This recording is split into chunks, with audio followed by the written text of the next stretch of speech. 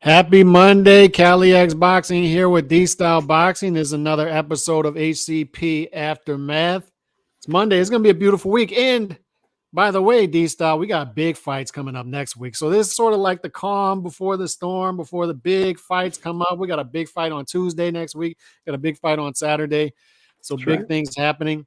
Before we get to that, we got sort of this lull this week, and we'll start talking about some things we saw this past weekend and some other current event news. First of all, this past weekend, the word that stuck out to me on Saturday, I like to sum up a weekend if I can in one word, and this past weekend summed up was meh, sort of like mid. You know, the fights were kind of mid. Nothing really impressed me. Nothing was off the charts. I think the closest to that impressive to me was Andy Cruz. Andy Cruz had a good performance against Juan Carlos Burgos, a guy who has never been stopped. Here's the positives first, because he's never been stopped. So he in his first professional fight, Andy Cruz beat Burgos in a similar fashion to a Keyshawn Davis, a Devin Haney. That's good. He won every round, in my opinion. So it gave him some resistance, and he's in a 10-round fight in his first fight. Now, a lot of that is he's got a steep amateur background, and he turned pro a little later than a lot of guys, so they want to move him fast. But that stuff is impressive to me. The downfall to me is anytime I see these Cuban fighters turn pro, I think in my head, are they going to stay with the amateur style? Are they not going to sit on their punches? And that's what worried me about the performance. Maybe I'm reading too much into his first performance. I hope he gets the entertainment part of it. And I think part of it he does.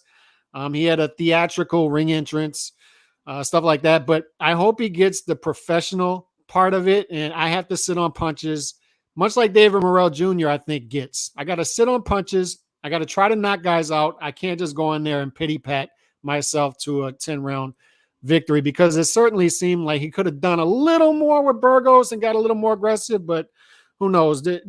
What do you think about Andy Cruz's pro debut? It was good. I mean, it's a pro debut. You know who guys usually fight in a pro debut? Yeah, no. Like they fight the dude that made me my Whataburger last night. Yeah, That's who they usually fight. Now, those guys are, especially the ones that work late shift, they're tough dudes. They got to be tough. You never know who shows up. A lot of rowdy, drunk dudes show up late, night. You got to know how to throw some, you know what I'm saying? So I'm not saying they're not tough dudes, but those are the type of dudes, guys fighting a pro debut.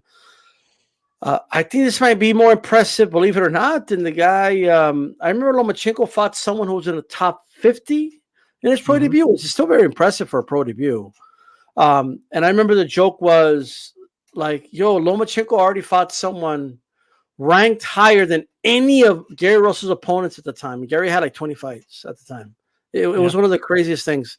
But anyway, yeah, it's a good performance. I don't even want to criticize it because, again, it's a pro debut. Like that's all it really is. And a pro debut is all about getting the butterflies out. It's just about getting, for the first time, then putting those small gloves on you. That's really all it is at the end of the day. And they didn't appear like he was intimidated by any of the aspects of the pro game. So it's a test. He passed it with flying colors, and now we're on to the next one. I will say, though, I hope they don't fast track him too much. Like, I still maintain that Top Rank should have waited. If they would have waited, bro, just 2-3 more fights, Lomachenko would have easily beaten Toledo, right? But they had to put him in there in the second fight. All I'm saying is it's okay to fast track, just don't Loma fast track. That's all I'll say. I'm going to disagree. I say put him in there right away. I like seeing that. I like seeing guys sort of test themselves. I understand what you're saying, but I want to see him in there. I'm going to come out somewhere in the middle with this, because you got the Andy Cruz super fans that are like, oh, you're being too tough on him because it's his first pro fight, yada, yada, yada, 10-round fight. He's in there with a guy. I understand all that, but there were still some things I wanted to see a little more. I felt like there could have been a little more pro-style entertainment value things he could have brought to the table. After watching it, I was impressed by what he did, but at the same time, he helped put me to sleep. It was sleep inducing to me because I just felt like he could have done a little more in this fight. And that's just where I came out with it. Is I want to see these Cuban guys understand the American pro style a little better, and I need to entertain. I think a guy like David Morrell Jr. gets that. We'll see. Alicia Baumgardner, once again, your favorite fighter. No, I'm kidding. She fought, and I like her as a fighter. I like her. What'd you think of the performance? Because once again, to me, it was forgettable. It was forgettable. Look, I mean, in fairness, it's an opponent that had a W over her before. Mm-hmm. But like we talked about last week on ATP, she's a Baumgardner has improved leaps and bounds. She's a much improved fighter since then.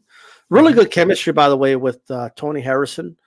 Good to see Tony being able to kind of extend his career past just being a fighter. And I think more fighters should do this, instead of fighting too long, how about you train someone who's in their prime and you could still get money that way. And it's good to see like someone of his quality training fighters in Detroit, historically a big fight town. I'm a little disappointed that Baumgardner and Letaritu, I still can't pronounce her name, posed in front of the Joe Louis statue, and like Matchroom, the Zone, nobody pointed that out. Like I don't know, maybe I missed it, but nobody like understood like the significance of that statue. But that's just a side note.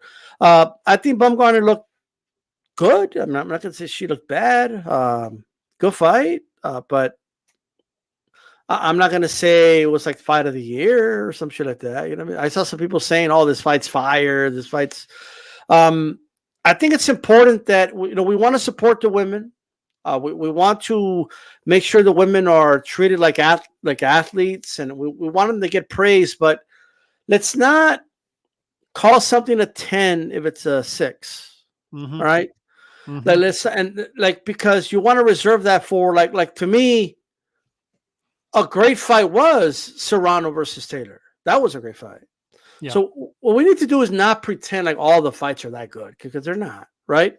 We need to still grade the level of the fights the same way like we do with the men. Like we still have to do that. We cannot lower the standard just because we want to be supportive for the women, because that's going to have a negative effect. People are going to see that you're over exaggerating it, right? And that's not going to encourage people to support women's boxing. And it's going to become kind of like the boy that cried wolf, right? When we do see a Tater Serrano type fight, and man, you guys got to watch this. Yeah, sure. That's what you said about all the other fights. Okay, whatever. People are just going to ignore it, right? It was a decent fight, good fight, but I'm not going to sit here and act like it was an amazing fight or nothing like that. It was a good performance by Baumgardner. Congratulations to her. She avenged her loss. She defended her undisputed crown. And we'll see where she goes from here. I got to tell you, I would have still preferred the Mayer fight by now. That was the fight to make, to be honest with you. Her fighting for a vacant belt so she could call herself undisputed did nothing for me. I just got to be honest. I understand the label of calling herself undisputed, but the rematch with Mayer could have been done for the vacant belt, in my opinion. And that would have been a bigger deal. It was a bigger fight. I thought that fight could have gone either way. And that is the toughest fight for Baumgardner out there. Yep, fight the fight. And this was, it's okay to me. It's just okay. And that was pretty much the whole night. And to recap the night, the big fight of the night was Frank Martin, right? Frank Martin came in as a 12-1 favorite against Artem. And shout out to Freitas Rojas real quick. Just shout out to him. Good win. So trying to get him on the show as well. I've had him before. So shout out to him. Yeah. And Elvis got a win. Elvis is a guy who Top Rank gave up on. And usually when Top Rank gives up on guys, Gabe Flores Jr., Berlanga, they don't see a pathway forward for them. They don't see in them anymore what they saw at the very beginning. And Elvis certainly fits that. But this is a good win for Elvis, I feel. And now we got a little bit going for him, right? And hopefully they can keep him a little bit busy.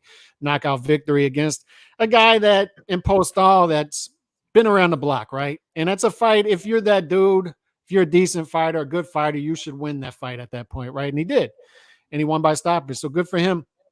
But the big fight of the weekend was Frank Martin versus Artem Harutyunyan, and we all butcher his last name. The interesting thing about this to me is I'm noticing a pattern in which when a European fighter fights a non-PBC fighter, it's sort of like he's a Euro bum.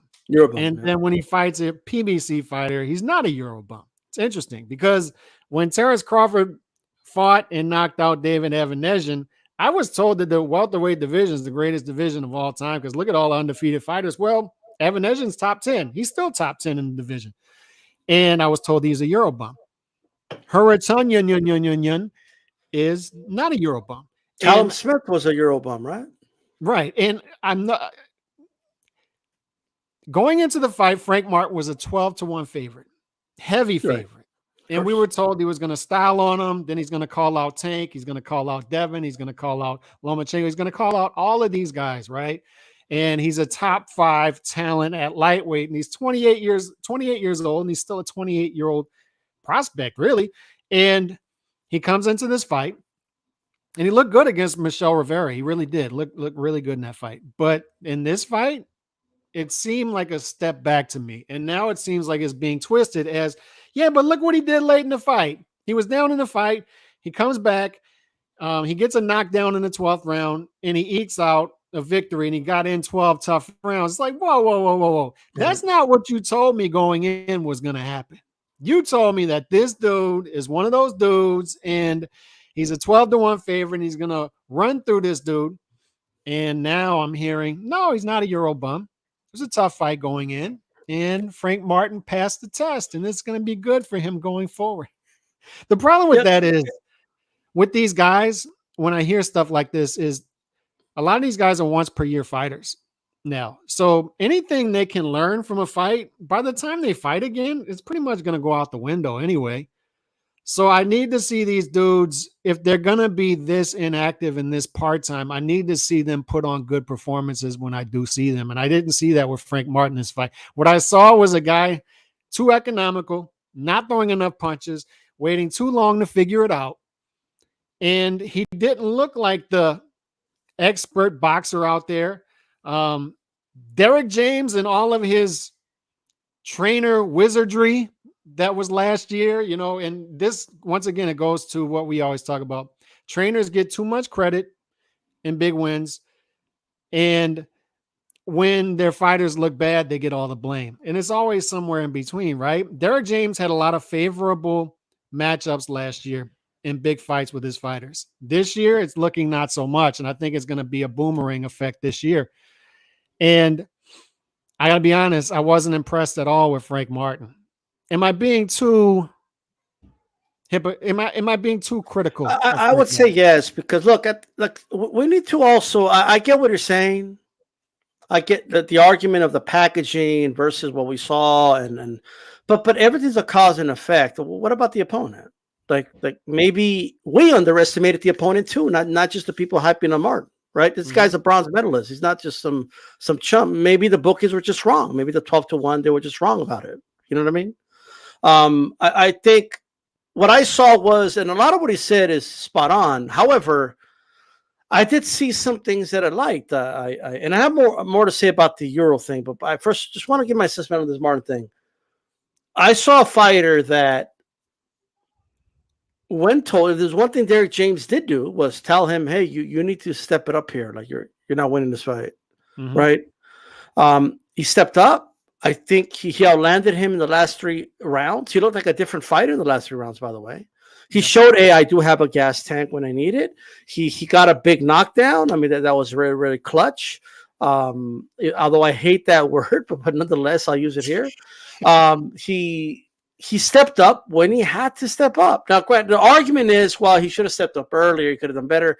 Look, we come Monday morning quarterback it, but I think he can always go back to the drawing board and use this to improve as a fighter. Frank Martin does not have that many fights. Frank Martin hasn't been around the game that long. I think a lot of the quote-unquote hype that you're referring to is the fact that he has a relationship with Errol Spence, right? The Errol Spence has been hyping him up. Errol Spence has been saying this guy's ready for anybody, and people are just kind of going with it, right? And I think that has a lot to do with it, right? So it's fair to point out that the packaging did not match when we opened it, right? Like, it's fair to point that out. However, just assessing it for what it is, I think he had a decent performance. Not great by any stretch of the imagination, but decent against a fighter that not only the people hyping up Martin overlooked, even guys like us overlooked. I mean, we shouldn't be overlooking a bronze medalist, former Olympian, and just discounting somebody like that, right? And I think he showed actually everybody. It is, in fairness to us, though, it is difficult to, and even the odds makers, I feel, are getting things a little more wrong. And it's just because we don't have much to go off of. The data This is dude limited. comes from Germany. His fights are strictly in Hamburg. And we just don't have much to go off Are of. you saying he's a Eurobum? No. I guess I get what he's saying. Like I think the location. I get what he's saying. The location's irrelevant. He's been fighting regional fights till now, right? I get that, right? But I just think we can reassess it though, right? And I think the reassessment is, and we're going to find this out, by the way, because they're both going to fight other opponents, right? So we're going to find out if maybe Frank Martin just had a horrible performance, or if the opponent was up to par. This is my problem, though, is they want their cake and eat it too. They want to benefit from the part-time era, and they don't want to take any of the bad stuff that comes with that. Right. So, for instance, here, Frank Martin looks great against Michel Rivera. He does. And, oh my God, Frank Martin, he's that dude. You know, he's a legitimate top 5 guy. He beats Lomachenko right now. He beats Haney. He beats this guy. He beats that guy. He beats Keyshawn. And you're sitting there listening to it, and you're like, okay, they're doing that off of one performance. But then when we criticize what we saw Saturday, it's whoa. And to your point, right now he's saying he will knock out Devin Haney. So I get what you're saying. I'm not saying you're wrong in that sense, but it's hard for me to punish a fighter for having confidence and pumping himself up. You know what I mean? And anyone who's either managing or promoting him, pumping him up. It's hard for me to kind of get on them for that, because that's kind of what they're supposed to do. You know what I mean? But it is fair to point out, like I said, if you package something a certain way and we open it and it's not what he said it was, of course we're going to say, what the fuck is this?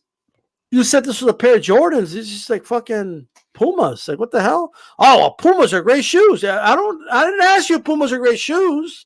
They're not Jordans, right? Like, what's the top? I don't know a lot about sneakers like that. What's the top of the line Jordan shoes right now? You look like a dude that knows about sneakers for some reason. I don't. Okay, what? I really don't know. Whatever top of the line Jordan, like they're telling us that's what he is, right? They're telling us he's the top of the line Jordan brand, and then the dude's like not even a Jordan brand. He's like Pumas. You know what I mean? The 89, 99 Pumas, you know, they're okay shoes. They're good shoes. They're comfortable, you know, so you can work out with them, but they're not what he told me they were, right? No. So that's fair to point out, but it's also fair to point out that the Pumas are good shoes too, right? Like it's fair to point out that they're good shoes. I mean, that's all I'm saying. And all I'm saying I have a lot to say about this Euro thing, though. People need to figure out, is prospect, contender, like label a guy and then stick with it, because we all get confused out here. After the Michel Rivera fight, he was that dude, and he's ready to take all the belts, and then now he's a 28-year-old prospect. So I can't figure it out. But Nando's right here that you can't expect to win a fight when you're giving up late round, and part of that's Frank Martin, yes. But when you take a knee in that last round, you have to know you can't give up a 10-8 round there, and he did. And perhaps he did that for survival reasons, trying to get through the 12th round and see if he can somehow get the decision. But Bradley did it. I didn't have a problem with the result. I thought Frank Martin edged it. I thought he has it too, but I don't want to lose track of this, because this is the kicker of everything. It's not just European fighters, bro. It's not just European fighters, and it's not just necessarily, although a bulk of them are PBC fans for specific reasons, but because PBC really is heavy for understandable. It's a promotion in the U.S., so, and I don't care what anybody says, it's a promotional company, right? No, it's not. It's a network. They work with promoters. Yeah, okay. Whatever you say, right? Like, okay, the puppet promoters, brother. Like, you know what I mean? But here's the thing. American fight fans have a tendency, not all fans, of course, they have this tendency of, and we talked about this before. It's almost like the foreign fighter, we'll say foreign, has to prove that they're the real deal to the American fighter, right? Mm-hmm. Every single time. And I have several examples of this. Like there's so many examples. And it doesn't have to be American. It could be like there's certain like for example, American fight fans will adopt certain fighters. Like Canelo's been adopted as like a real deal fighter. You know what I mean? There's certain fighters that they'll adopt like that have proven themselves. So whoever they fight needs to prove it to us, right? So Canelo, when he fought Bivol, I remember like we were wondering what the fuck people were talking about. That Bivol was a cherry pick, that he went the easy route. I'm thinking to myself, what? Mm-hmm. Well, that's because Bivol needed to prove to them that he was the real deal. You know what I mean? He had proving to do.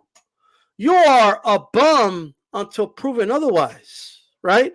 You need to prove yourself out of it. Where the American fighters, in many cases, or the proven adopted fighters, need to be proven to be exposed, right? They're the real deal, right?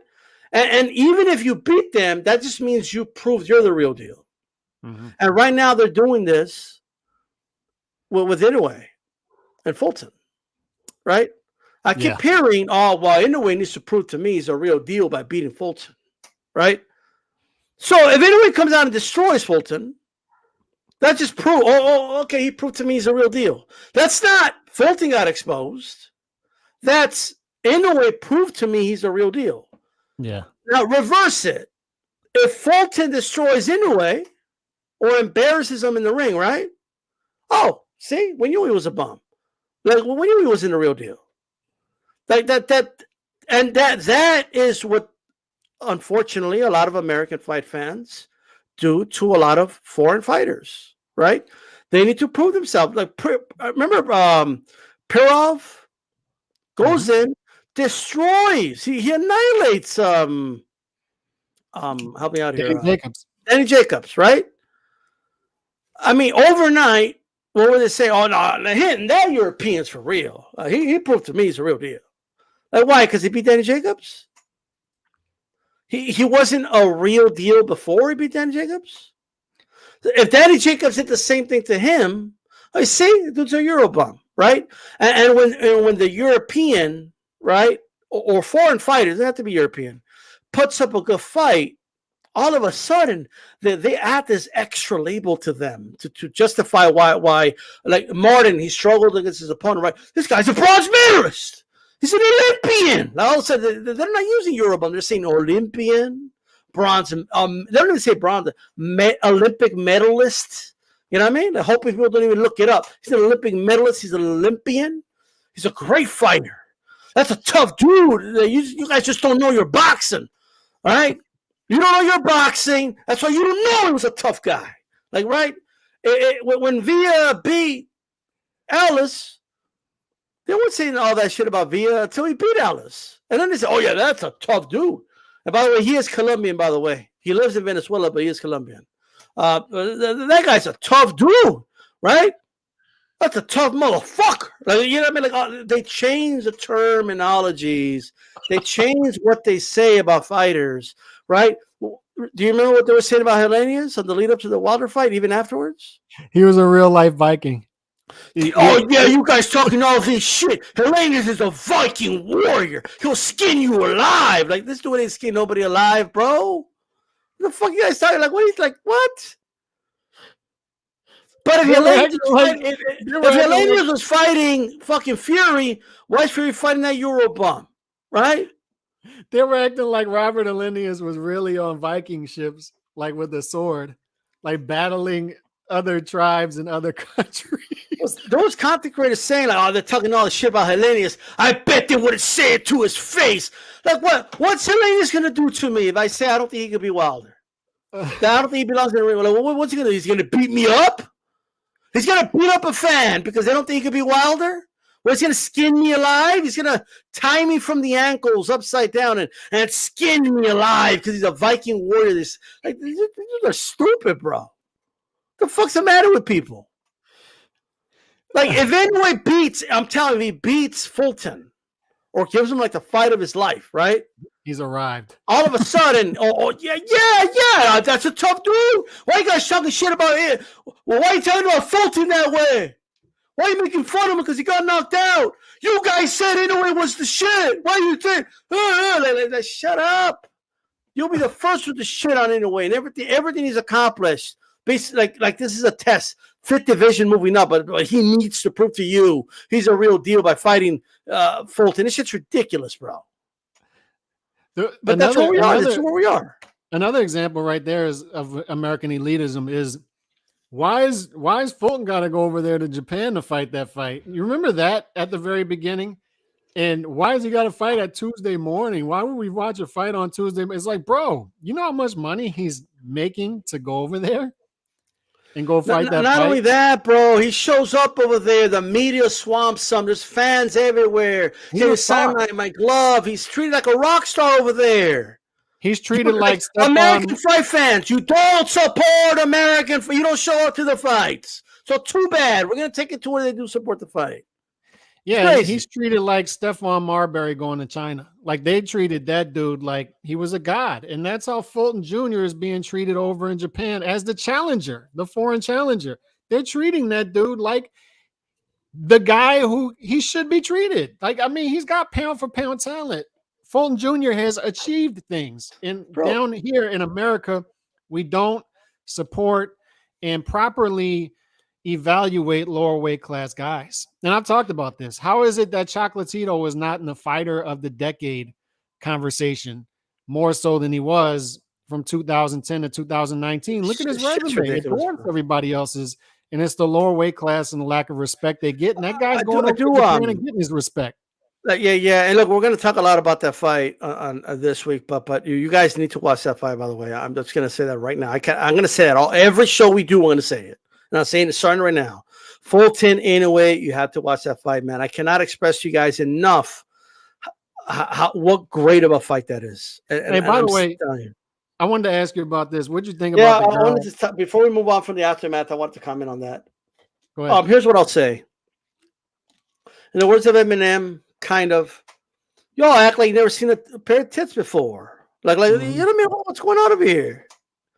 Now look, pound for pound Jack is allowed to feel however he feels. I'm not one of those guys that say you better support women's boxing, and that's not me, right? I don't tell people what to support. I'm not a lecturer, okay? I'm not a shamer. I'm not any of those things. But I'll just give you my opinion. I don't like the reaction that got. Me personally, right? I like it's a lot of it is funny. I'm not gonna lie, right? But funny at the expense of who, right? So people were saying things like, I just got a text, bro, from Sutter Kane. Shout out to him, right? He's like, oh, you know what? I think I may start watching women's boxing after all. And guess what footage you sent me? Do you think he sent me footage of Alicia Baumgardner getting a decision win? You think he sent me footage of like Marshall get a decision win or something last week or the week before? No, he sent me a chick pulling up her shirt, showing off her tits, fake tits, by the way, plastic. Okay, they didn't move. I'm sorry. Don't show them to the world if you don't want them critiqued. By the way, okay. She's jumping up and down. They're not moving. They're not moving. Yeah, she's jumping up and down. They're just stuck. Like, you know what I mean? Like you don't want them analyzed. Don't show them. All right, and it's always the bras with the fake tits doing it too. Shit's insane, right? But here's the thing: look, if you want to support, knock yourself out, bro. If you're consistent about it, if you're cool with it, cool. You're at least you're consistent about it, right? Nothing wrong with that. I just don't, bro. My biggest pet peeve, Calix, and you know me for years, is hypocrites. I hate hypocrisy. Okay. What the fuck is Eddie Hearn doing? Like he's like, oh, we need to stay away. We need to stay away from the influencer stuff. We need to stay away from all that thing. Separate ourselves as much as possible from it. We need to separate ourselves from what she did. I think women need to be respected for their fighting skills, the merits, their accomplishments, and what they do in the ring. Eddie. So those 2 points. You promote Ebony Bridges, brother. Ebony Bridges shows everything but her nipples and her fucking clit on the fucking scales. Whoa. And when people call her out for that, oh, why are you shaming? Why are you hating? Oh, why'd you call her a skanky stripper? Because that's what she looks like. She don't look skanky to you. What, does she look classy? Does she look like, do you say this? Oh, man, that's classy. Man, look at that. No, it is what it is. Okay, you dress like a hoe in the scale. You get called out for being a hoe. Right? Shanika Johnson. She had a wet t-shirt with paint on it. You promoted that fight. Well, what am I supposed to say to that? You could see everything. Well, because they have white paint on it? Like, it's okay? What do you mean we need to separate? A woman didn't just one day wake up and flash her fucking tits, bro. Okay? Like, it didn't just happen. Like, events led to this, Eddie. And you were part of that. So, if you're for it, cool. No problem if you're for it. But don't be a hypocrite. Don't support Shanika Johnson with a wet t-shirt and paint and then turn around and say, oh no, that's not boxing. Well, what is that? That is so disrespectful to the women fighters. Like, what do you mean? How is one okay, but this one isn't? Well, because she finally showed the whole thing? Guess what? Soon a girl's going to pop out with a fucking dildo and sucking out on the fucking stage. Right? So no, they're going to just, and people say, oh, that's too far. Like what? Stay consistent, ladies and gentlemen. We got this all competing with Pornhub now, okay? And here's the second point really quick. Eddie, you started the influencer thing, right? You started it with Logan Paul, KSI Calix. He started that shit. But now he's against it. Shit, it's ridiculous, bro. I have a genuine question to ask you. This girl that did this, I don't know who she is because this circus just not for me. So I don't know who she is. I don't know what she does. I'm assuming she's some sort of adult star, or is she just? I don't know what the fuck she is, bro. She's just a broad with fake tits to me. That's all she is. That can't box with shit. My point, where I would just follow up on what you said is, you bring clowns in, and you have to expect the circus, right? And that would be my whole point here. Is what did you expect? I just don't understand. Look. The tits thing. Look. The tits thing is a bigger deal for women, in my opinion. Right? I think women got to sort that shit out. Like, I'm not here to like fix your shit. Yeah, they have to figure that out. You got to sort that shit out. The influencer thing is a bigger deal to me because, like, Eddie's talking. It's a hypocrisy, bro. How are you saying on one hand, oh, we got to steer away from that. We got to steer clear as far away from that as possible. But like, you started with Logan Paul KSI. You started it. Like, what do you mean? Like what? This shit's crazy. At least say I started this shit. I'm sorry. You know what I mean? Like, I went too far, right? Yeah. And then someone told me that Eddie said, "Oh, I'm not going to shame the girl, but I wouldn't want my daughter to do that," or some shit like that, right? Eddie, you have women in your own promotional banner that do it. What the fuck are you talking about? And then you shame others that bring that shit up, and now you could say it because now for you the line's been crossed, right? When it crossed for other people, they're out of line. They don't want to support women's empowerment. Look, if to women, a chick flashing her tits or coming out with a wet t-shirt paint thing on is women empowerment. If that's women empowerment to you, then don't get mad when you don't get respected, right? Don't get mad when nobody respects that, because that doesn't define respect. You know what that means? You're going to get, oh, I could watch women's boxing now. Yeah, woo, I really want to watch boxing now. Like, you're going to get those reactions. You're going to get, like, somebody put, oh, wow, I hope Alicia Baumgardner going to do the same thing tonight? That's what you're going to get at the end of the day. Like, at the end of the day, bro, that's what you're going to get. And I don't know about you, Cal. I don't remember the days when, like, male boxers were flashing their junk to the world and swinging it around. And I just don't see men saying, oh, yeah, that's men empowerment right there. Yes, like no, we would say, what the fuck? Put your pants back on, motherfucker. What you doing? And then you have other idiots, bro. What about the men? We always got to see their nipples. Why can't women show their nipples? Did somebody say that for real? Yes. Are you fucking? I shared it. It's on my Twitter timeline. There is no saving people, bro. Some people are just stupid. You're just stupid. Well, bro, so what if they're lingerie or naked? I mean, they all take their clothes off. They have sports bras on. It's the same thing. No, it's not the same thing. You're going to let your wife go in lingerie to the gym?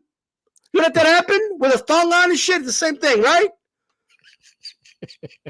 And you saw some broad running around in nothing but bra and panties, okay? And she's just working out. That's just normal. Like, shut the fuck up. Or people need to stop acting stupid, all right? If you're okay with it, just say, I'm okay with it, man. Hey, it's a free world. Hey, I want to see all the tits. Show the tits off. Okay, cool. That's what you are. No problem. I have no issue with you. If you've been consistent about it the whole time, I have no issue with you. But don't be a fucking hypocrite. Don't tell me on one hand what Shanika Johnson did is perfectly fine, and then but now you have a problem. All right? I fucking hate hypocrites. That's all I got to say. All right, so moving on from that, I don't know how to segue from that, but Arnold Barboza. I have my thoughts on him being granted his leave from Top Rank. I want to hear yours first, though, because I have my thoughts. I think it's hilarious. But Arnold Barboza has been granted his leave from Top Rank, and now he's a free agent. Now he can go wherever he like. What was your first initial thought when you heard this, when you saw this news story pop up over the weekend? I tweeted it. I think it's something along the lines of, wow, Arnold Barboza leaving Top Rank. It's almost like being with Top Rank doesn't necessarily mean you're going to get a fight with any Top Rank fighter. Mm-hmm. Right? With a sarcastic meter. You know what I mean? Because here's the thing, bro. I don't care, and I need to reiterate this. I don't give a shit if he would have gone with Top Rank. I don't care. If he would have gone with PBC, if he would have gone whoever he went to. My issue was not that I'm supporting his move to go to Matchroom. Mm-hmm. My issue was that, objectively speaking, it was a good deal for him. It was a 3-fight deal. The first fight was going to be right away. It's going to be less than a year. And then after that, he'll be able to navigate his options, right?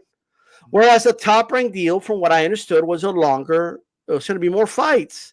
He was going to stay locked in with Top Rank too long, right? Mm-hmm. Now, what would have worked out better for him is up for debate. What's not up for debate is that he's going to get paid. He's going to get paid, right? And for the people that are acting like, oh, well, look at his last fight, he made a mistake, are lacking the ability to understand circumstance, bro. Powell got injured, right? The plan was not the original plan, what he saw on New Orleans that day. The plan was Powell versus Prograis. And if you've seen Powell fight, that was going to be a hell of a fight, no matter who won. That was going to be a hell of a fight, bro. I think Prograis was going to knock him out, but Powell was not going to go down without a fight. Okay? So that was the plan. And how much did that affect the event? How much did that affect? Because Australians travel, bro. Lyndon, shout out to him from Boxing Deep Dive. He's going to get on a plane today or tomorrow because he's going to fly out to Dallas and then drive to Oklahoma to go watch his fellow Aussie fight in the middle of nowhere, Oklahoma. So how many Australians were going to go to New Orleans? Maybe just a couple hundred, but they were going to go, right? Yeah. So how much did it affect the fight? And then not only that, the impact of the fight, the energy of the crowd, everything, the perception would have been different. But I think I'm hopeful that, because I'm going to be honest, I don't think the Haney Prograis fight's going to happen. I don't think Teal Prograis is going to happen either. But I do think Barboza Prograis is going to happen. And at the end of the day, if Barboza gets paid and Prograis gets paid and we get to watch that great fight, we all win, right? Isn't that what we all want? Because I don't care when two fighters get paid, but we don't want the fight. To me, that doesn't matter to me. But it's a fight I want, right? So to me, and then Ramirez, I don't know if you heard, he's already talking about he might be Top Rank too. He's not getting his fights. Well, I thought if you're signed with Top Rank, you get any fight you want. Is that what they said? That's what I remember hearing. Anyone who told you, oh, well, Progress was promised so and so and so and so and so and so if he signed, is a liar. A promotional company cannot guarantee you fights. The other fighters need to agree to be in that deal. Okay? So that's just the truth. That anyone who told you that is lying. They're liars. I think we're going to get Progress Barboza more than likely. And I think that's a good fight. Yeah, that was my second initial thought. Is ultimately as a fight fan, I want to see that fight, and that is a can't miss fight. Shout out to everybody in the chat. Shoeshine Boxing, go check out his channel. That's our guy over there. Remy, Nando, Pugilism, just shouting out some of them that just popped out. Two Matador, Jesus M, Boxing Jack, Pound for Pound. All you guys, man. Fluffy Toasters 89. All you guys popping up. Appreciate y'all for coming through as always. This was my initial reaction, and you were talking about hypocrites earlier, right? And a lot of hypocrites popped up with this situation. Is when Prograis initially signed the Matchroom deal, before he even signed it, when the rumors came about, I was confused by the reaction, because you look at the landscape and they're acting like it's a concrete landscape, but we knew Barboza was close to the end of his Top Rank deal. Same thing with Ramirez. Same thing with Josh Taylor. Teofimo was saying stuff against Top Rank at the time. And then you look at the landscape. Haney's on the last fight of his deal at Top Rank. You start to look at the landscape and you say, it's not a concrete thing. And on top of that, 3-5 versus 5 fight, Regis Prograis has said the only thing that I was promised in the 5 fights for Top Rank, the only promise I had was Barboza on the front end on the first fight. That's all I had. They're throwing out names that might not be there. 3-fight deal with Matchroom, and I was promised 3 fights within 14 months, so I can fight those fights, and then I'm back to the negotiation table. So my issue with it was, at the time, you had guys like Rick Marijan actively out there on Twitter saying, Regis, you're dumb. You're not going to get your fights now that you're not signing with Top Rank. We had Barboza ready for you. We had Ramirez ready for you. We had your fights ready for you. Now what happens? Now Regis is getting his fights with Matchroom, and Barboza is forcing his way out of a Top Rank deal to do what? I'm assuming to follow Prograis and these other guys at Matchroom at 140. I'm assuming that's what he's doing here. He can't get his fights that he wants at Top Rank, and now he's leaving. Yep. It's amazing to me. And now everybody is quiet.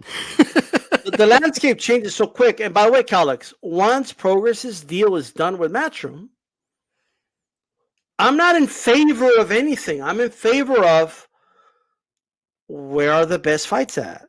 Like get the best deal for you. Go where the fights are at. This idea that he would have gotten these fights right away, I thought, it's a myth, bro. They couldn't get Barboza fights. These guys are right there. Like Ramirez claims he would have fought Barboza, so why didn't Top Rank make the fight then? Mm-hmm. Like there's this piece of the puzzle missing, and then Top Rank was not putting up money for Barboza, bro. This was just a couple months ago. This was a couple months ago. Barboza's team and Barboza was saying, "Oh, you're going over there to Matchroom. You're ducking us over here at Top Rank," and now he's but let me take it a step further, Calix. Let me take it a step further. I don't know if you remember this, but Barboza and Power were ordered to fight for an eliminator, right? And the winner of the fight will get a title shot, presumably. You never know what the sanctioning bodies, right? But he got mad at Matchroom because he said they were lowballing him. Brother, it was a purse bid. Matchroom outbid your promoter Top Rank. Yeah. So if you're saying Matchroom is lowballing you, what do you think Top Rank's doing? At the moment for 140, unless you're a big name like Teofimo, there's money at 140 on the Matchroom side. They were about to pay Paro good money, bro. Right? And they also have, by the way, people forget about this. They have Stevie Spark. In my opinion, they should have put Stevie Spark in there instead of this other dude. You know, and by the way, do you know who they tried to replace Paro with? Barboza. But you know what? And I'm not even mad at Barboza, to be honest with you. I'm not Barboza, either. That was short him notice. leaving Top Rank, and now he's going to get the fight. It won't be less. He's going to get paid, bro. You know what I mean? Good for And him. we're going to get the fight we want, and we'll get in better circumstance. I'd rather watch it with them both having a good training camp. You know, I'm not ready to say Prograis is not going to get the Haney fight, by the way, because if Haney if he can't make 135 anymore, where's he going to go? I don't think the Teofimo fight's happening right away. I just don't. Teofimo. I just hope they don't put Prograis center with Linares, by the way. I've heard that too. I hope that's not a fight. Yeah, me neither. I'd take Prograis versus Barboza. And by the way, I would hope the same thing I say about Shakur is true with Prograis. Whatever Haney is offering you, I understand 25% is disrespectful to you on the surface, but you have an opportunity to get the fight you want. At some point, Prograis has to. He's not completely absolved of not getting fights. I think but I have an issue with both sides. Here's my issue. I do too, but I would like. I'm not going to say what I would do in that situation because I'm not in that situation. But I would like to see these guys call that bluff and take the short term. You bought a car before, right? Have you bought a car? Yeah, but listen, wait. Let me make this point. Prograis needs the big win. He needs the big win. So sometimes you have to make the sacrifice to get what you want on the short term in order to get where you want long term. And I'd like to see him, instead of hardballing, which I hear is the case in the past with guys like Prograis, I'd like to see him make a sacrifice on the short end to get the big fight that he wants. That's just what I would like to see. You bought a car before, like most people have gone to dealership. Okay. Yeah. What they offer and what you offer, you always meet somewhere. It's not exactly in the middle, but there's a spectrum of where you end up. Right. If Stevenson, he should have just kept it behind the scenes. He could have probably negotiated himself to a 35%. Okay. That's all I'm saying. They're not going to offer you 35% from jump because you're going to try to negotiate to 45%. Is what I'm saying. So they're going to start at a low end. And what you do, you say I want 50-50. And then they're going to say, no, what do you mean? Well, we'll give you 30. Well, I want 40. No, well, 35. And then whatever it is, I'm dumbing it down a little bit. But we don't know if, like, just because you turned down an offer initially doesn't mean they weren't going to, that was the last offer. You know what I mean? That's all. That's my perspective and opinion about it. Here's what I would say, and this is just from the outside looking in. Haney's a guy with a lot of options that he's earned, but at the same time, I think he's an overachiever. He's vulnerable.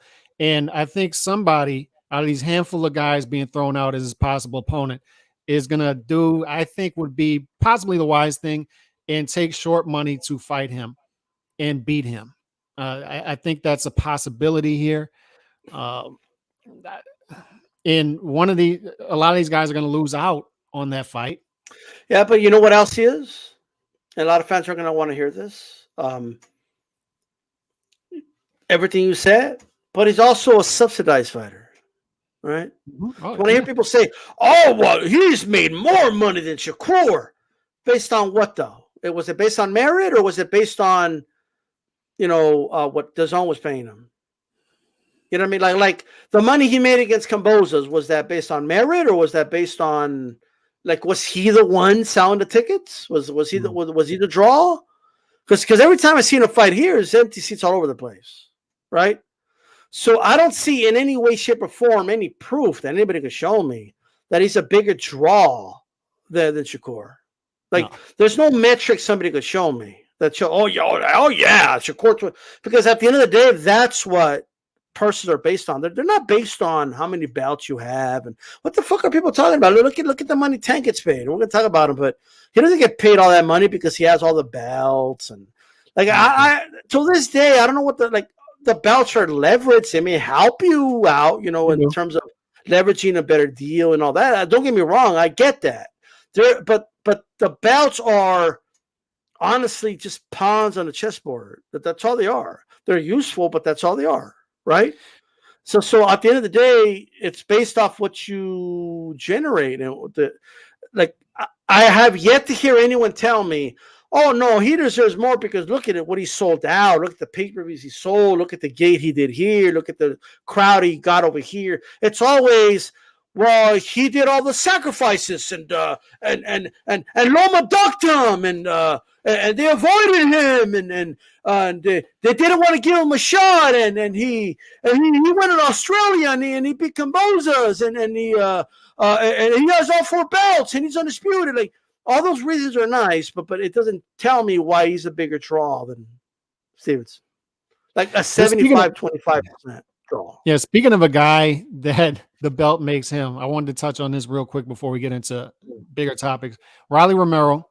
It looks like the O'Hara Davies fight's going to happen. It looks like O'Hara Davies is not going to accept step-aside money, and Riley will try to keep his belt and fight him. I'm going to tell you what, I can see Riley losing this fight, and this is what I want to say about it, though. O'Hara Davies is doing something that a lot of fighters should be doing, but a lot of fighters take the step-aside money, the easy money. They're guaranteed undercard fights on the bigger fighters card. On top of that, and they're put in a position to where they're number one once those belts become vacant. A lot of guys wait out this vacant process. We see it at 147, and I would argue we're seeing the same thing with Tank at 135. I want to applaud O'Hara Davies because he's saying, I want my belt. I worked my way up the rankings. I want my belt. I want my shot at the belt. I'm not going to take step aside. He also knows it's an easy fight for him. He knows it's an easy fight too, D-Style, but he also knows that he can be promised things, get easy money on the side. Right. And then possibly, they promise him some sort of bigger fight in the future. But I want to see more guys do this. I'm not going to take the step aside money. I'm not going to wait around. Give me my fight. And yes, part of it is he knows he gets to fight on the Spectrum Raleigh for a real belt in a real division. So that's part of it. But what do you think about O'Hara Davies here? Because I like this. I like that he's going to fight. I'll say this. O'Hara Davies, you better win like at least 10 of those rounds. I'll say that. You better clearly win at least 10 rounds because you ain't going to get no decision. And you better not get in any type of trouble at all when you're against the ropes because they'll stop that fight. I know that. I'm just saying. Like, think about it, bro. He's fighting Ghost while he's fighting Raleigh at the same time. And that's what I'll say. Raleigh is the most undeserving boxing champion ever. Like, it's crazy to me. He's the worst champion in anything. He's worse than a chess champion. He's worse than a kickboxing champion. Worse than an MMA champion. He's worse than any champion imaginable. Raleigh Romero I'm just not a fan, bro. And I don't like his attitude too, bro. The guy's, he acts so like above it all. Like he makes fun of guys when they lose and they have losses. It's just like, I don't know, man. You see Elvis called him out. And he's like, you look good, but how many losses? It's just like, dude, like I mean, it is what it is, but this is what happens when you enable behavior, right? Yep. This is what happens when you enable somebody. They start feeling entitled a little bit. And that's what he is. That's what Raleigh Romero is. So look, D-Style, heavyweight division.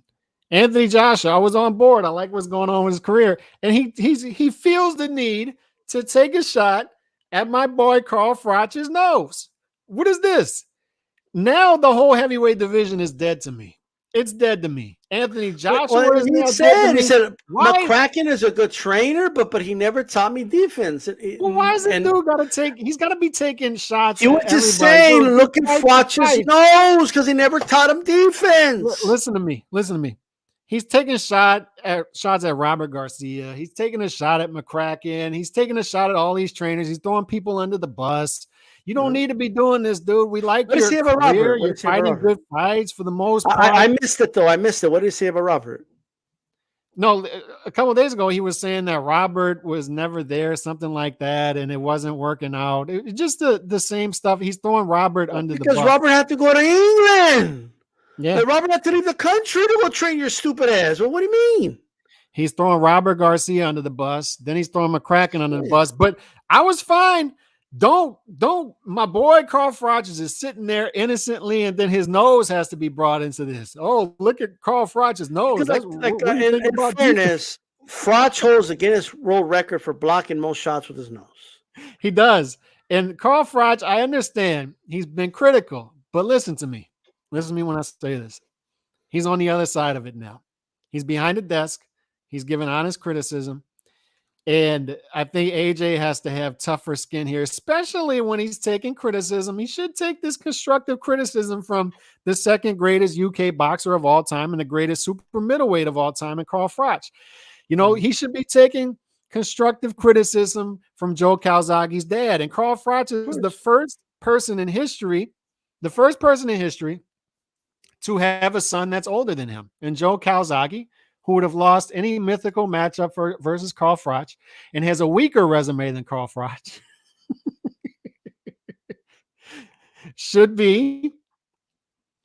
AJ should understand that this is just constructive criticism from a great UK fighter, and he should just take that. But the thin skin, this is becoming red flags for me. AJ seems to have thin skin when it comes to criticism. It is a bad look. Not what he said about Frost. I don't care what he said about Frost, but what he said about. But in all seriousness, what he said about McCracken, it's so like, and we see a lot of athletes do this, and we've seen boxers do this. But look, man, McCracken was in your corner since you were an amateur, bro. Like, you know what I mean? Like all the success you had, he was there with you. So when you say, like you're basically saying you wasted all this valuable time with him when you could have been with a better trainer, like you have now, I guess. But who's to say it's gonna work out with your current trainer, bro? Like it's just, it's so unnecessary. Look, other fighters have moved on from trainers, you know. And a lot of people did tell him, in fairness, Lennox Lewis was telling him, hey, it's time to move on from McCracken. Like a lot of fighters told him. And at the time, he was saying Lennox was a hater, right? Because Lennox told him that, like, make up your mind, I guess, right? But Lennox never shit on his previous trainers. What he always said was, once I felt I learned everything I could learn from a certain trainer, I moved on to somebody else, right? Until I got to the elite he felt was Emmanuel Stewart.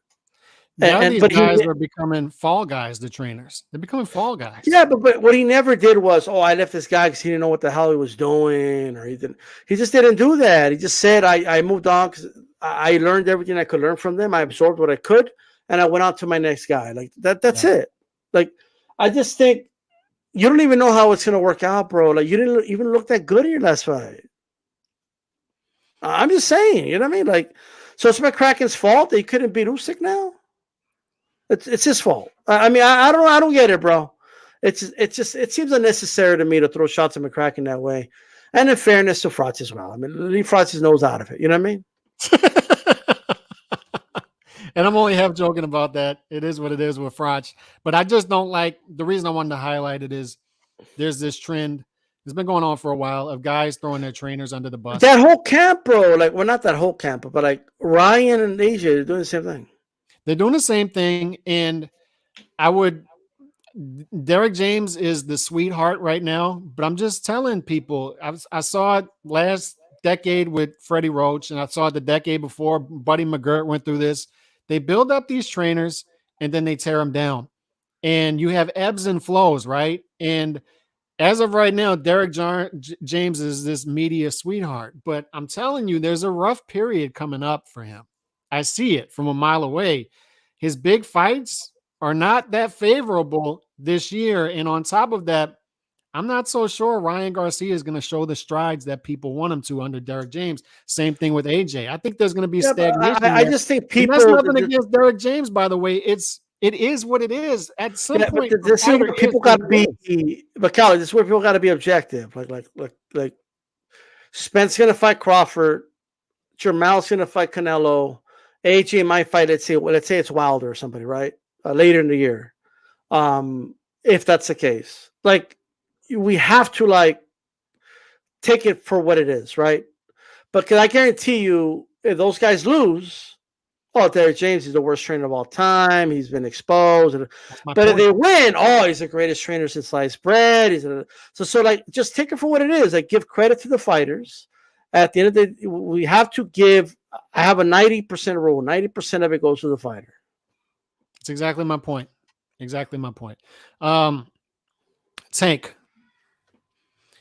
Tank is out of jail. He's out the slammer like MC Hammer. He's back in effect, back on the prowl. And we've heard a lot about what Devin Haney should do next. Devin Haney is going to fight this guy, that guy, this guy. The expectations seem to be different, right? With Tank Davis,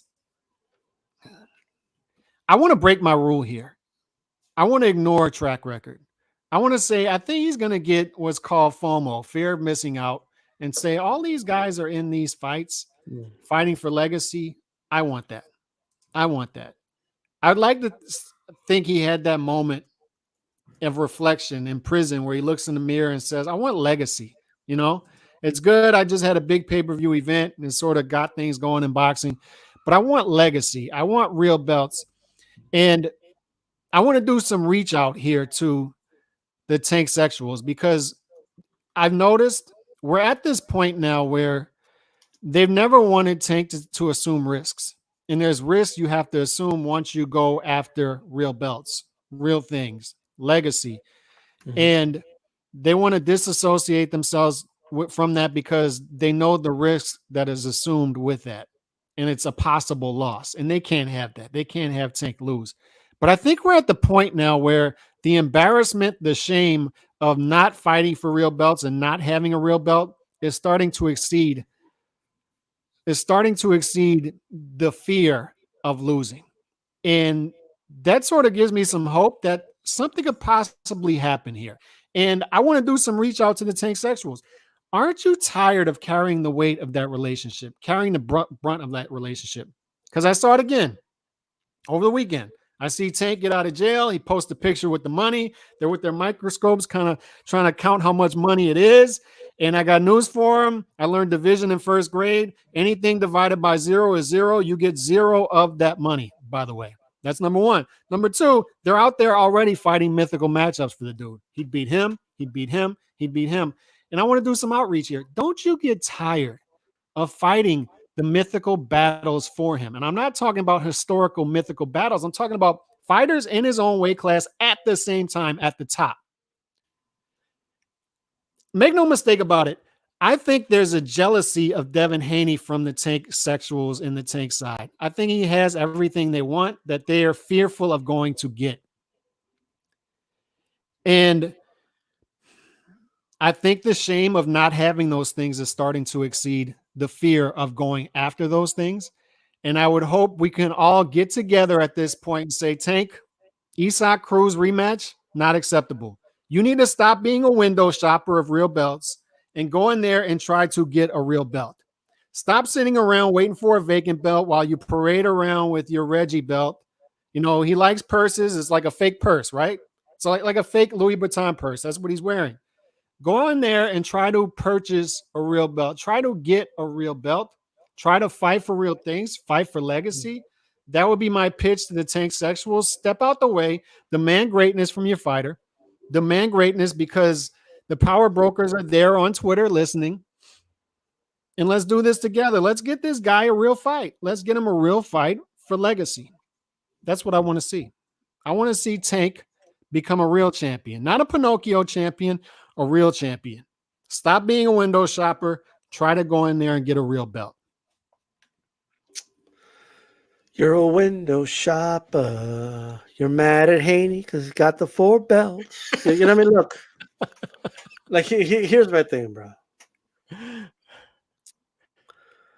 You want to know the craziest part of all this? Like what? It would be one thing, like if we saw like Tank like a Raleigh and we're like, man, that guy ain't good. Like that's why they're protecting him. You know what I mean? Like this guy's, as soon as he steps up, he's gonna get fucked up. Like I actually think like he knocks out Devin Haney. Like I look at the matchup, right? And I think he wins. I'm pretty confident he beats Devin Haney. Like I would pray he's the underdog. I would bet so much. Like I would favor him against Haney. Now, here's the problem. They might feel the same way, but they're not like sure. You know, they're like they want to be like comfortable on the lead up to the fight. They don't want to feel like, but man, well, what if Haney just has a great performance and he beats my guy? Like because Haney can beat him. You know what I mean? But they don't want to take the risk. Like But all I would tell Tank fans is this. Imagine the satisfaction after he beats Haney. You get to come on the internet and be like, I told you he wasn't ducking. You thought he was scared of this dude. Look at what he did. He knocked him out. Like, you get to say that if he does it. Mm-hmm. You get to shove it in people's face after he wins.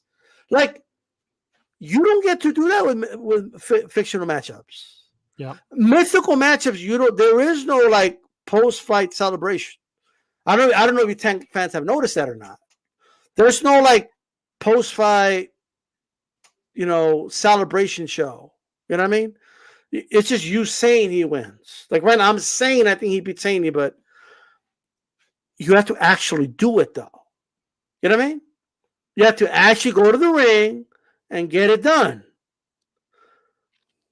That's all I'll say to the Tank fans. Like, imagine like the satisfaction if he goes out there and knocks Devin Haney out.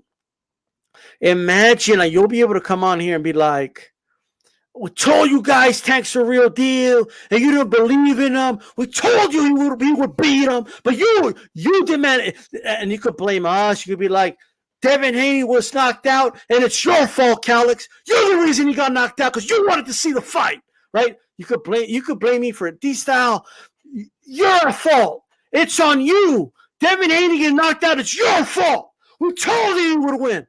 You get to do that if you make the fight happen. But he actually has to fight him, though. You don't get that satisfaction unless he actually fights him. Remember how they were feeling themselves when they beat Ryan Garcia? Oh, yeah, the new sheriff in town. What's up? You Ryan fans are talking all that shit. I mean, amplify that. You could talk shit to the Haney fans. You could talk shit to me. You could talk, even though I'm saying I think he beats him, right? But whatever, talk shit to me. I don't care. You could talk shit to everybody. We told you, right? It's on you, Calix. It's your fault Haney got knocked out. You wanted to see the fight. You wanted to see it, right? He just had to prove it to you, right? Like you could tell him that. I'm sure it would really hurt Calix's feelings. You see Haney on the canvas, it's your fault, Calix. Yeah, you could do that. You could do all that, but he actually, you know what he has to do though? He has to fight him. You know what I mean? Like, he actually needs to get in the ring and do it. That's the kicker, though. You ever heard of the Pygmalion effect? Because it popped up. I was reading some stuff over the weekend and it popped up, and it interested me as far as boxing. It states something to the effect that people tend to perform at the level of the expectations around them. So if you have family members who don't think much of you, if you have coworkers who don't think much of you, you're going to tend to perform to the level of those expectations. Is going to bring you down. If you have people around you, you put people around you that expect great things of you, you're going to tend to perform better and perform to those level of expectations. That's why it's important to have people around you who are good. You know, they say, and I know it to be true, the sum of the 5 people closest to you, that tends to tell you who you are and how you perform. And the Pygmalion effect sort of tells us that. I think the same thing is true of Tank. I think he has people around him that are telling him, you're fine here. You're fine. Like Leonard's been in that camp, and Floyd and Al, they're like, you can make a lot of money just fighting these guys. Just shut up and fight those guys and it's fine. I think he's perfectly fine with the level of expectations he's been living up to. I think when he busts out of that, he might see people like myself and other people criticizing him in his resume. And maybe he just like, oh, that guy's a hater over there. But he's in his little bubble. And I think his bubble tells him what he wants to hear.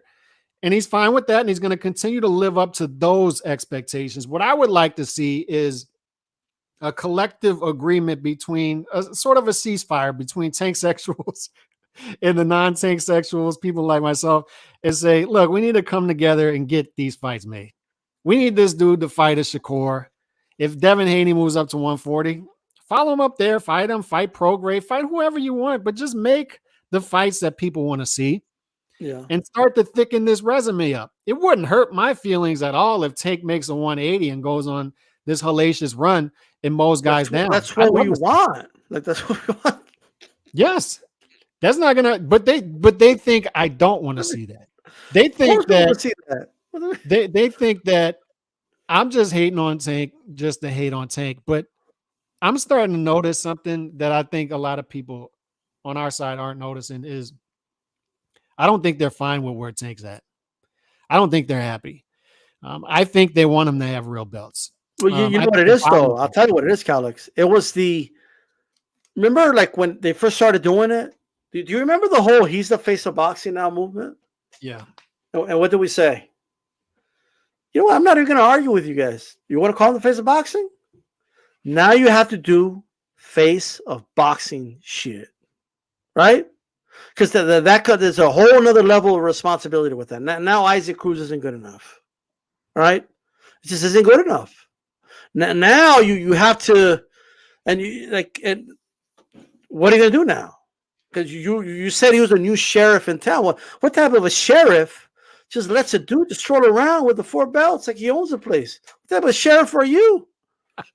Imagine there was a dude with all 4 belts at 168 and Canelo just let it happen. Canelo was just kind of there, like just chilling at 168 with a Reggie belt. You know what I mean? And then the Canelo, you're gonna fight the dude with the 4 belts. You don't want those belts? Nah, for what? I mean, he's not at my level. Like it's just like just try to imagine Canelo rationalizing to people why this dude that just became undisputed is undisputed, and you won't fight him. And to try to imagine anybody trying to justify that. Like they just try. You can't do it. Like I would be sounding the drums. Because I'm not like the Benavidez fans who just stopped sounding the drums all of a sudden, by the way. Now they're apologizing. I know we have time to talk about that, but that was amazing, by the way. I mean, you can talk about it for tomorrow. I don't know how much time we got left, but because we can say we need to save that one for tomorrow. That hostage video. But okay, but look, as far as Tank goes, has he Planet of the Apes? By the way, has he Planet of the Apes? Yeah. The Benavidez side is like Canelo. I'm just like, what are you doing? But believe it or not, I don't want that. I want them to talk shit, bro. Come on. I want fighters to be Canelo. Fight me, motherfucker. Let's go. That's what I want. I want that energy. I want the Mel energy. Mel's saying it. Let's go. Mel's saying like, oh, Canelo, you're a good person. Oh, Canelo, oh, we look up to you. You're the greatest. Oh, Reynoso's such a great trainer. Oh, like Jesus fucking Christ, bro. But anyway. Yeah. Shout out my guy Tony Boswell. Smash the like button. Appreciate you, Tony, in that super chat. But yeah, that'll be my summing it up on Tank is let's try to do some real things here. Let's try to do some real things. If you lose, you lose. We're not going to criticize you for losing. It is what it is. We just want to see you fight the fights. That's it. Let's fight the fights. Where are we at tomorrow? What time?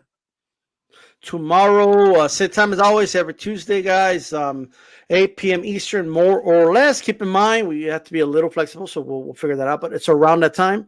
And HCP podcast, man, and hope to see you guys there. A lot to talk about. Inoue, Fulton, fight weekend. Yes, we will be talking about that fight and the Benavidez situation with the whole Canelo thing and all that good stuff. So, and whatever else we got going on.